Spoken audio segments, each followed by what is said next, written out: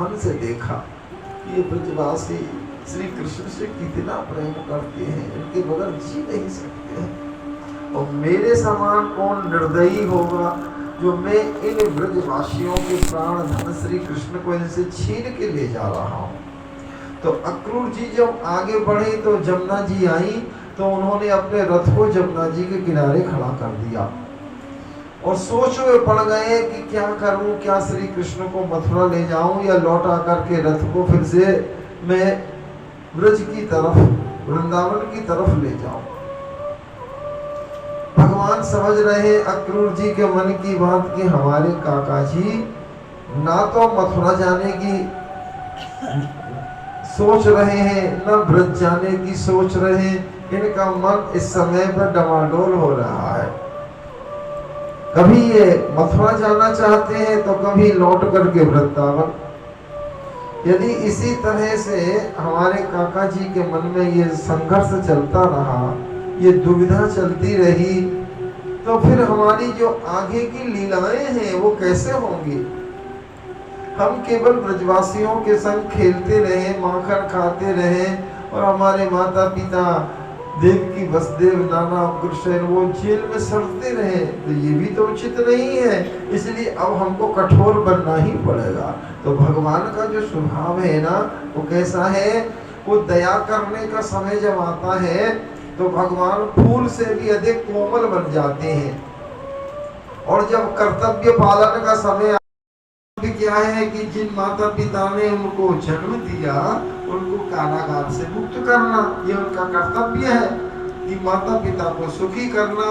तो माता पिता को सुखी करने के लिए भगवान अपना कर्तव्य पालन करने के लिए कठोर बन गए और ब्रजवासियों के आंसुओं को, गोपियों के विलाप को, नंद बाबा के रोने को, मैया यशोदा के विलखने को देखने के बाद में भी वो उस पर विचार नहीं कर रहे और पिघल नहीं रहे। और भगवान ने अक्रूर जी के मन से शंका निकालने के लिए अक्रूर जी को कहा कि काका जी हमें भूख लगी है, कुछ खाने को दे दो और आप भी स्नान कर लो क्योंकि थके हो, इसलिए आप भी जमुना जी में स्नान कर लो, कपड़े बदल लो और उसके बाद में आप भी कुछ भोजन कर लो। सवेरे सवेरे सब लोग रोने में लग गए, विलखने में लग गए, तो आप भी कुछ नहीं खा पाए, हम भी कुछ नहीं खा पाए, हमें भी भूख लग रही है। तो चलते समय पर यशोदा मैया ने कुछ माखन, कुछ मिश्री, कुछ मेवा, कुछ पकवान बना करके और एक पात्र में रख करके, एक डलिया में रख करके और अक्रूर के लिए दे दिए थे कि अक्रूर मेरे कन्हैया को बहुत भूख लगती है, ये थोड़ी थोड़ी देर में मेरे से माखन मांगता है, तो जब रास्ते में ये कहीं कुछ खाने के लिए मांगे तू कहाँ से देगा, इसलिए मैं तेरे रथ में ये 5 पकवान, मेवा, मिष्ठान, माखन, मिश्री रख देती हूँ, जब श्री कृष्ण को भूख लगे तो इन्हें खिला देना। तो भगवान स्वयं माखन खाने लगे, मिश्री खाने लगे और काका जी को भी कहने लगे कि आप भी स्नान कर लो, आप भी कुछ खा लो। अक्रूर जी महाराज अपने वस्त्र उतार करके और यमुना में स्नान करने के लिए उतरे। जैसे ही वो रथ से उतर के जल के अंदर गए, वैसे ही वहां क्या देखते हैं कि जैसा रथ और जैसे घोड़े और जैसे रथ के अंदर कृष्ण बलदेव बैठे हैं बाहर, वैसे ही जल के अंदर भी बैठे हैं। अक्रूर ने सोचा कि रथ मेरा किनारे पर खड़ा था, ये जल के भीतर कैसे आ गया। वो झट से बाहर आए तो क्या देखते हैं कि बाहर भी किनारे पर वैसे ही रथ है, वैसे ही अक्रूर जी देख रहे हैं कि कृष्ण बलदेव बाहर खा रहे हैं। दोबारा वो जमुना जी में गोता लगाते तो वहां फिर वैसा ही रथ, उसी तरह कृष्ण बलदेव माखन खा रहे। फिर वो घबरा करके रथ के जल से बाहर आते हैं तो किनारे पर भी रथ खड़ा है, वहां भी कृष्ण बलराम खा रहे हैं। कभी जल के अंदर, कभी किनारे पर, कभी जल के अंदर, कभी किनारे पर। अक्रूर जी सैकड़ों बार आते जाते हैं, पर निर्णय नहीं कर सकते कि ये क्या माया है भगवान की। जब रथ के पास में आना, फिर जल के अंदर जाना, लगाते लगाते चक्कर अक्रूर जी थक गए, तो फिर भगवान ने अपनी माया दिखाई, अपनी लीला दिखाई, अपना विराट स्वरूप दिखाया, अपना ऐश्वर्य, अपना प्रभुत्व भगवान ने प्रकट किया। वो विराट रूप जो कभी अर्जुन के लिए दिखाया, कालोष्मी लोकाक्षाकृतो लोकांशमाहर्तु महाप्रवृत्ता, वो भगवान का विक्रांत स्वरूप, जो भगवान के हजारों मुख हैं, हजारों हाथ हैं, भगवान मुंह फाड़ रहे हैं, बड़े बड़े लोकपाल, बड़े बड़े लोक, बड़े बड़े दैत्य सब भगवान के मुंह में समा रहे हैं। भगवान जरा सी दांत से दांत चिपका दे तो सारे के सारे दैत्य उनके बीच में पिस जाएं। भगवान के मुख से अग्नि प्रकट हो रही है। वो विश्व ब्रह्मांड में व्याप्त जो भगवान का विराट स्वरूप है, वो भगवान ने जल के अंदर प्रकट किया। अक्रूर जी ने उस विराट रूप के दर्शन किए और भगवान की स्तुति की। आकर के अक्रूर जी रथ के अंदर जो कृष्ण बलदेव बैठे थे, वहां चरणों में गिर पड़े और भगवान की स्तुति करने लगे। नमस्ते वासुदेवाय सर्वभूत क्षयाय जः ऋषिकेश नमस्तुभ्यं प्रपन्नं पाहि मां प्रभो। हे वासुदेव, सबके अंतःकरण में वास करने वाले आपको नमस्कार है। समस्त भू मंडल पर जितने भी भूत प्राणी हैं, उनके जन्मदाता, उनका संहार करने वाले, उनका पालन करने वाले परमपिता परमात्मा, आपको मेरा नमस्कार है। हे ऋषिकेश, ऋषिकेश का मतलब प्रत्येक मानव की इंद्रियों को देखने की, सुनने की, सूंघने की, चलने की जो शक्ति प्रदान होती है, वो आपके द्वारा ही होती है। हर व्यक्ति के अंदर जो इंद्रियां हैं और इंद्रियों में जो शक्ति है, वो आपकी दी हुई है। ऐसे परमपिता परमात्मा, आपको बार बार प्रणाम है।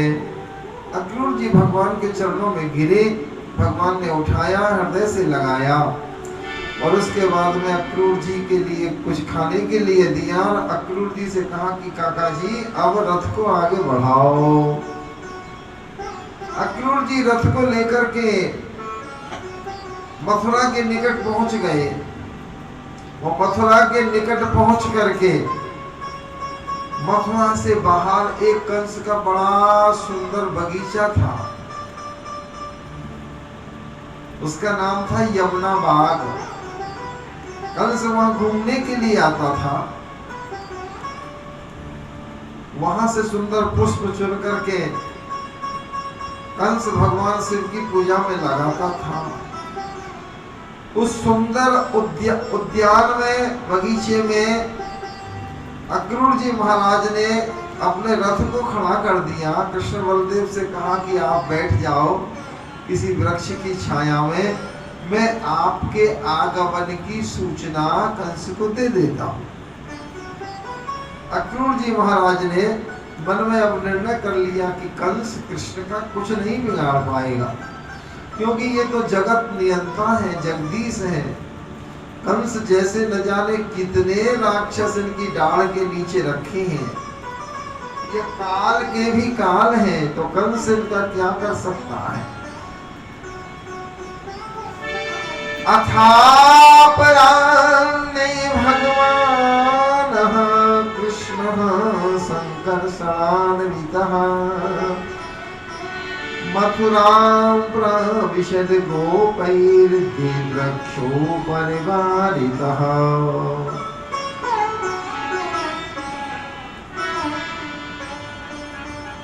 मथुरा के अंदर श्री कृष्ण बलदेव का आगमन हो गया। श्री बलभद्र जी, श्री बालकृष्ण जी मथुरा के अंदर प्रवेश कर गए। ये संदेश अक्रूर जी ने कंस को जाकर के सुना दिया। ब्रजवासी जो जवान थे उन सब ने देखा कि कृष्ण बलदेव अकेले मथुरा गए हैं, कंस उनके संग कुछ अनहोनी ना कर दे, क्योंकि उनका तो सख्य प्रेम है कृष्ण के साथ। इसलिए वो सब दौड़ते रथ की लीक को देखते देखते और वहीं आ गए जहाँ श्री कृष्ण और बलदेव बगीचे में बैठे थे। सब ब्रजवासियों के साथ भगवान का मिलना हो गया। भगवान ने कहा अच्छा तुम यहाँ भी आ गए? बोले हाँ कन्हैया, हम तेरे बगैर कैसे रह पाते वहां, इसलिए हम आ गए। चलो अच्छा किया तुमने। हंस ने जैसे ही सुना कृष्ण आ गया, उसने तुरंत ही धोबी को बुलाया। वो धोबी मल्ल था। उससे कहा कि जाओ तुम्हारे घाट पर मेरा जो दुश्मन है कृष्ण वो आया हुआ है। जिस तरह तुम कपड़े को पछाड़ते हो सिला के ऊपर में उसका मैल काटने के लिए, उसी तरह मेरे दुश्मन के पैर पकड़ करके उसे भी माथे के बल से सिला पर पछाड़ दो, वो नष्ट हो जाएगा तो तुमको इनाम मिलेगी। बड़े रजकम कश्चिदायांतम रंगकारं गदाग्रजः दृष्ट्वा याचति वासांसि धौतान्यत्युत्तमानि च।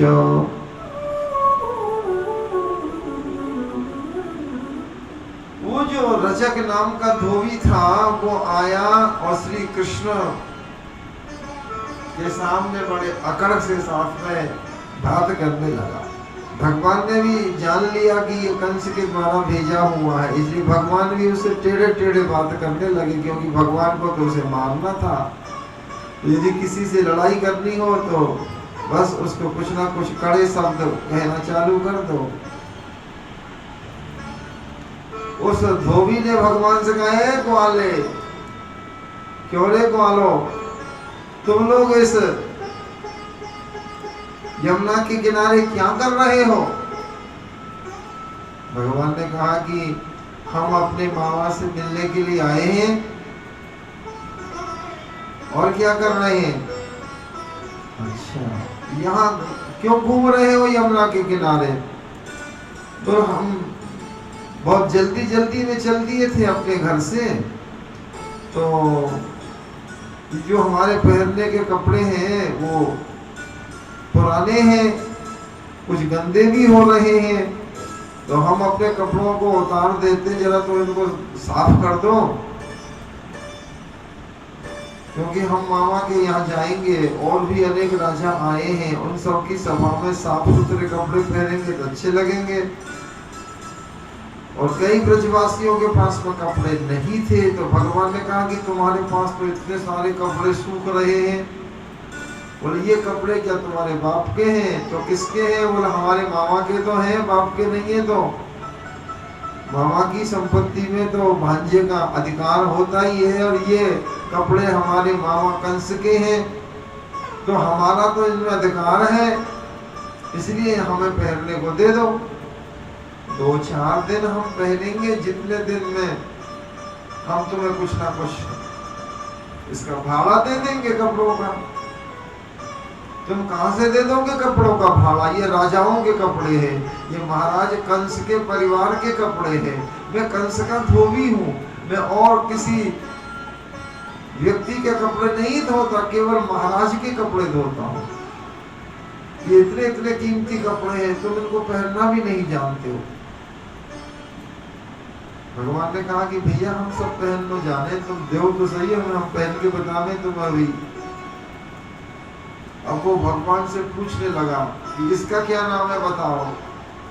और राजाओं के पहनने के कपड़ों के नाम भगवान तो ग्वालों के बीच में रहते थे, वो क्या जानेंगे। लेकिन भगवान फिर भी कहते कि इसका ये नाम है, इसका नाम झंगा है, इसका नाम पीताम्बरी दुपट्टा, इसका नाम फेटा, इसका नाम स्वाफा। भगवान ने कहा कि भाई तुम ज्यादा हमको बातों में ना उलझाओ, ये कपड़े हमें दो, हम और ज्यादा बात नहीं करेंगे। भगवान ने कहा कि हम कपड़े लेंगे, तुम चाहो जैसे दो, राजी राजी दोगे, राजी राजी नहीं तो गैर राजी कपड़े ले लेंगे। भगवान ने इशारा किया ग्वालाओं से कि लूट लो कपड़ों को। तो जितने भी कपड़े थे सब ग्वालों ने लूट लिए, लूट लूट करके सबने पहन लिए। और कंस का जो धोबी था वो आकर के श्री कृष्ण को जो न कहने की बातें वो सब कहने लगा। श्री कृष्ण को क्रोध आया और श्री कृष्ण ने जोर से उसके गाल पर एक लपड़ लगाया, और लपड़ लगाने से ही उसका मुंह फिर गया, सामने देखने के बजाय वो पीछे देखने लग गया, उसकी गर्दन को घुमा दिया। दूसरी तरफ से भगवान ने फिर हाथ को तिरछा करके उसकी गर्दन पर मारा, तो भगवान का हाथ लगते ही जैसे तलवार से गर्दन कट जाती है, उसी तरह से उस धोबी की गर्दन